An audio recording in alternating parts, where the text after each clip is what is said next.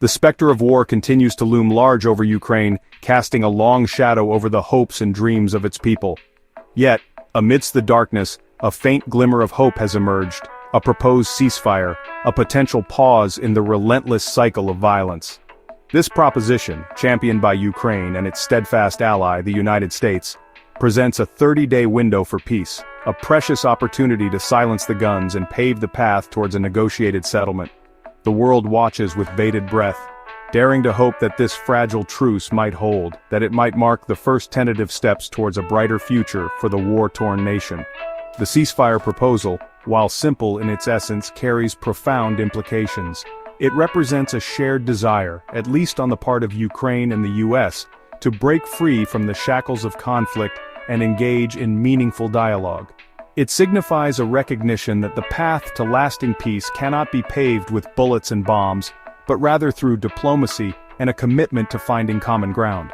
The world waits with a mix of anticipation and trepidation, eager to witness whether this flicker of hope can illuminate a way out of the current impasse. The proposed ceasefire has been met with cautious optimism by the international community. World leaders have expressed their support for the initiative, urging both sides to seize this opportunity to end the bloodshed and work towards a peaceful resolution. The United Nations has offered to play a mediating role, facilitating dialogue and helping to build trust between the warring parties. The eyes of the world are fixed on Ukraine, hoping against hope that this fragile peace will hold. However, significant challenges remain. Deep-seated mistrust and animosity between the parties run deep, and the scars of conflict are still fresh.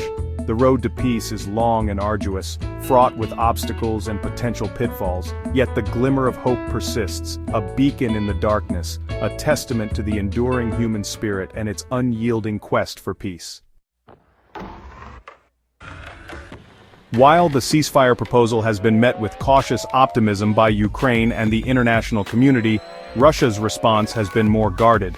Russian President Vladimir Putin has expressed conditional support for the truce, emphasizing the need to address what he perceives as the root causes of the conflict. This hesitation, this reluctance to fully embrace the proposed ceasefire, has injected a degree of uncertainty into the already delicate situation. Putin's concerns, it appears, stem from a deep-seated mistrust of the West and a belief that the ceasefire could be used by Ukraine and its allies to regroup and prepare for a renewed offensive. He has demanded guarantees that the truce will be respected by all parties and has insisted on the need for international monitoring to ensure compliance. These demands, while understandable given the current climate of mistrust, have further complicated the already intricate process of implementing a ceasefire.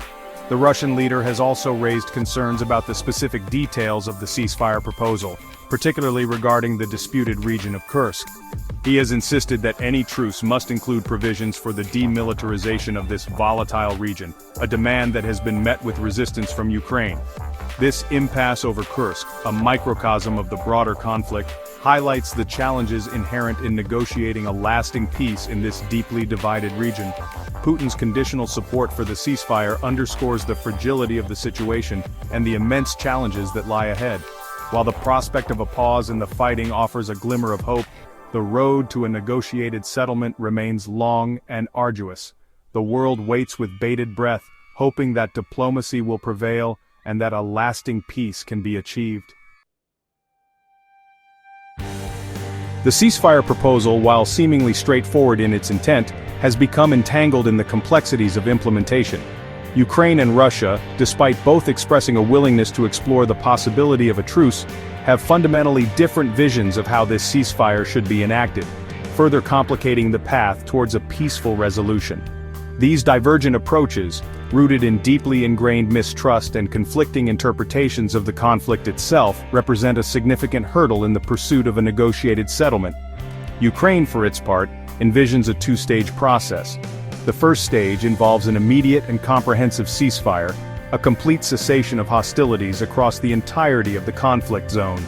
This cessation, in the Ukrainian view, would then pave the way for the second stage good faith negotiations aimed at addressing the root causes of the conflict and finding a lasting political solution. This phased approach, they argue, would create the necessary space for diplomacy to take hold, fostering an environment conducive to productive dialogue. Russia, however, proposes a different path. They advocate for a single, all-encompassing agreement that addresses all outstanding issues, including the political status of disputed territories, security guarantees, and the future relationship between Ukraine and Russia.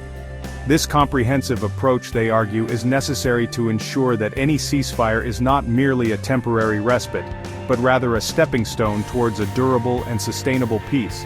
This insistence on a holistic resolution, while understandable from the Russian perspective, raises concerns about potential delays and the risk of prolonging the conflict. These conflicting visions for implementation, these divergent paths towards peace, highlight the immense challenges that lie ahead. The road to a negotiated settlement is fraught with obstacles, each step forward potentially countered by a step back. The world watches and waits, hoping that a spirit of compromise and a genuine desire for peace will ultimately prevail. Section 4. The Kursk Conundrum, a point of contention.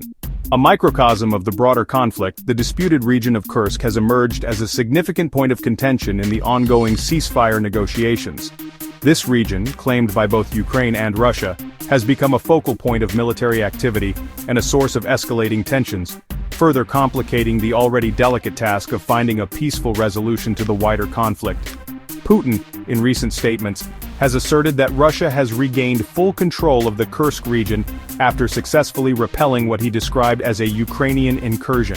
He has accused Ukrainian forces of violating territorial integrity and has demanded the unconditional surrender of any remaining Ukrainian troops in the region, threatening a full-scale military offensive if his demands are not met. This ultimatum, delivered with characteristic bluntness, has further inflamed tensions and raised fears of an escalation in the conflict. Ukraine, however, vehemently denies any incursion into the Kursk region, dismissing Putin's claims as baseless propaganda designed to justify further military action. They maintain that the region rightfully belongs to Ukraine and accuse Russia of illegally occupying sovereign Ukrainian territory.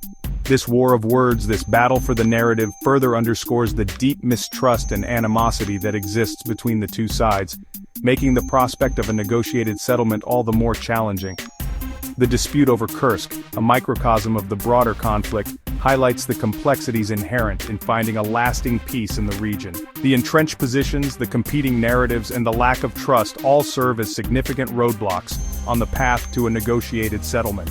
The world watches with a mix of concern and hope, hoping against hope that a peaceful resolution to this volatile situation can be found. Section 5. Zelensky's rebuttal. Accusations of manipulation and calls for action. Ukrainian President Volodymyr Zelensky has responded to Putin's conditional support for the ceasefire and his characterization of the situation in Kursk with a mixture of defiance and exasperation. He has accused the Russian leader of engaging in deliberate manipulation, of using the ceasefire proposal as a smokescreen to advance his own strategic objectives, while simultaneously tightening his grip on the disputed territories. This accusation, delivered with a mix of anger and frustration, highlights the deep mistrust that continues to plague the relationship between the two countries. Zelensky, in a passionate address to the Ukrainian people, characterized Putin's demands as non-starters, designed to undermine the ceasefire negotiations before they even begin.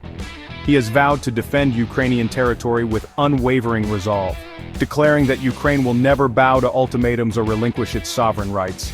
This steadfast refusal to capitulate, this unwavering commitment to defending Ukrainian sovereignty, has earned Zelensky widespread admiration both domestically and internationally. Furthermore, Zelensky has called upon the international community to take concrete action to hold Russia accountable for its actions. He has urged Western allies to impose even harsher economic sanctions on Russia, targeting key sectors of its economy and crippling its ability to finance the war effort. He has also pleaded for increased military aid, arguing that Ukraine needs more advanced weaponry to effectively defend itself against Russian aggression. This plea for assistance, this desperate call for help, underscores the precarious position Ukraine finds itself in. Zelensky's defiant response to Putin's maneuvering highlights the significant challenges that lie ahead in the pursuit of a peaceful resolution. The deep mistrust, the competing narratives, and the lack of a clear path forward all serve as significant roadblocks on the road to peace.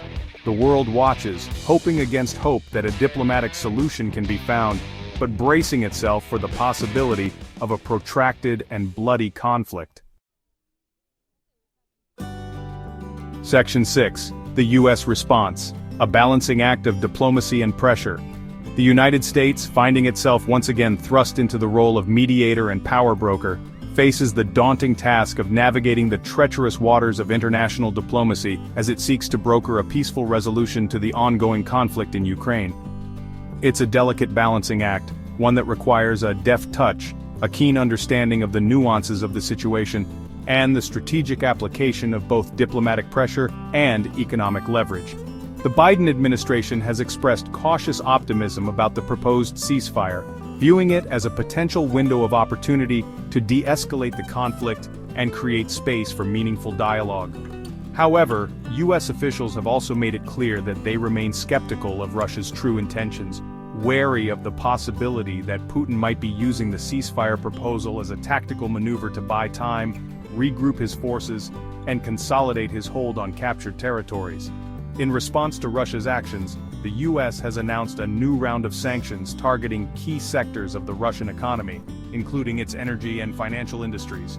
These sanctions, designed to inflict maximum economic pain on the Russian government, are intended to pressure Putin to the negotiating table and to demonstrate the West's unwavering support for Ukraine.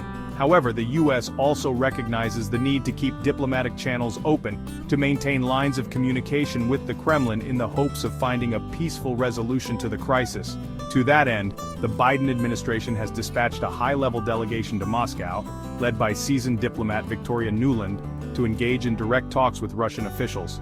These talks, while unlikely to yield any immediate breakthroughs, are seen as an essential step in maintaining dialogue and exploring potential avenues for de-escalation.